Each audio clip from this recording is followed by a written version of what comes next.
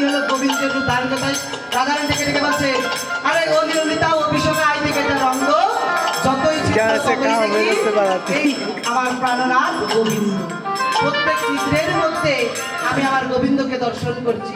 এবারে চলে গিয়ে রাধিকা সুন্দরী হা না তো বলিয়া চিত্রকুণ্ডে ভরিলেন বাড়ি, বলি পড়ল না গো, পড়ল না গো, পড়ল না গো, বিন্দু বাড়ি, বিন্দু বাড়ি পড়ল না গো, বিন্দু বাড়ি পড়ল না, বিন্দু বাড়ি পড়ল না গো। ওই পার থেকে পার করে নিয়ে আজ বলতে রাতে দিলে আমি জল ভরে নিয়ে এসেছি। এবার ওই জল দিয়ে ওষুধ পেটে যেই আমার গোপালকে খাওয়ালো, সঙ্গে সঙ্গে আমার গোপালের প্রাণ সঞ্চার হয়ে গেল।